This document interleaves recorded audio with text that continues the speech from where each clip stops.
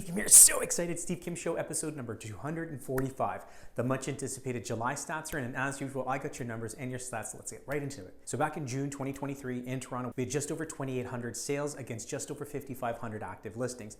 Fast forward into July, we say sales dropped to just over 1,800. That's right, almost 1,000 less sales month over month, and active listings shoot up to just over 6,000.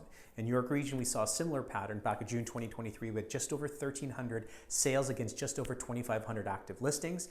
And in July, we see that number drop to just over 900 sales in all of York region against just over 2,700 active listings. Now, months of inventory, again, this is across all housing types: detached, semi-detached, townhomes, condos, townhomes, etc.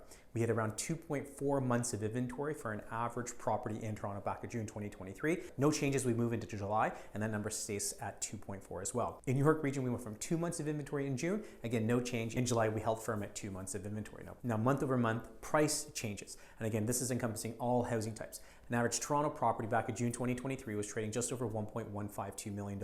Fast forward into July, it drops to now trading just over $1.06 million.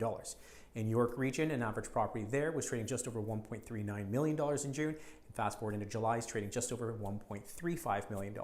And the number to really pay attention to is the year-over-year price change. And don't forget, this is when we were kind of in that midst of an aggressive rate hike by the Bank of Canada. An average property in Toronto back in July 2022 was trading on $1.018 million. Like I shared with you now, is trading just over $1.066 million. So a year-over-year price change amidst all of those rate hikes is now up 4.7% year over year for an average property in Toronto.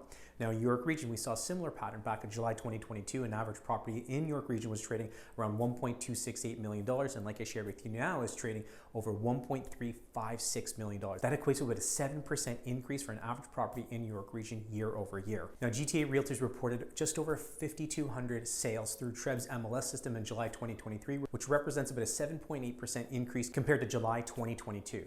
Over the same period, new listings were also up by a greater annual rate around 11.5%. Now, home sales continue to be above last year's levels in July, which suggests that many households have adjusted to their higher borrowing costs. Now, with that being said, it does appear that the sales momentum that we experienced earlier in the spring has stalled somewhat since the Bank of Canada restarted its rate tightening cycle in June. Now, compounding the impact of higher rates has been the persistent lack of listings for people to purchase compared to previous years. Anyways, I hope you found these numbers and these stats useful. If you have any questions whatsoever, please feel free to give me a call, send me a text, shoot me over a DM or an email. As always, be kind, everyone. Take care.